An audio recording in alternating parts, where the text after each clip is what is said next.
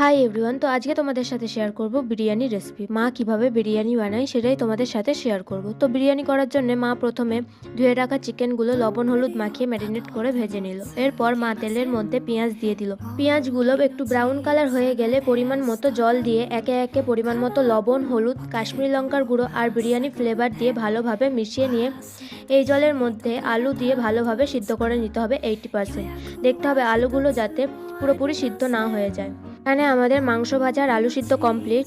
এবারে যেই জলে আলু সিদ্ধ হয়েছিল সেই জলের মধ্যে আদা রসুন বাটা দিয়ে দেবো। এবারে ভালোভাবে মশলাটা কষে নিয়ে এর মধ্যে ঝালের জন্য লঙ্কার গুঁড়ো দিয়ে দেবো। এর আগে যে লঙ্কার গুঁড়োটা ইউজ করা হয়েছিল ওটা কাশ্মীরি লঙ্কার গুঁড়ো কালারের জন্য ইউজ করা হয়েছিল। এবার মশলাটা কষা হয়ে গেলে দিয়ে দেবো ভেজে রাখা মাংসগুলো। এবারে মাংসগুলো দিয়ে ভালোভাবে কষিয়ে নেব। মাংস কষাতে কষাতে এর মধ্যে দিয়ে দেবো সানরাইজের বিরিয়ানি মশলা। এরপরেই দিয়ে দেবো গোলাপ জল আর কেওড়ার জল।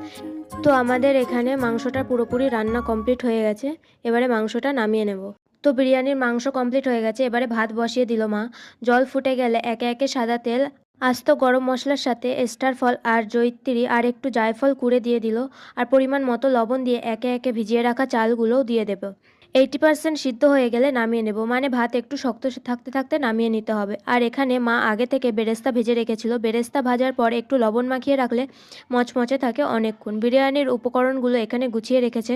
তো আমাদের এখানে মাংস আর ভাত পুরোপুরি রেডি হয়ে গেছে বিরিয়ানির জন্যে। তো এবারে লেয়ারে লেয়ারে সাজিয়ে নিতে হবে।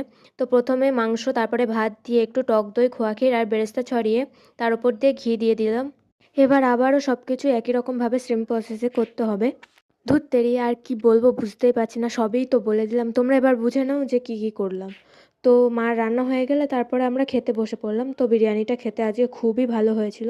তো আজকে ভিডিওটা এই পর্যন্তই। ভিডিওটা ভালো লাগলে অবশ্যই লাইক কমেন্ট শেয়ার এবং সাবস্ক্রাইব করে দেখা হচ্ছে নেক্সট ভিডিওতে। Bye bye.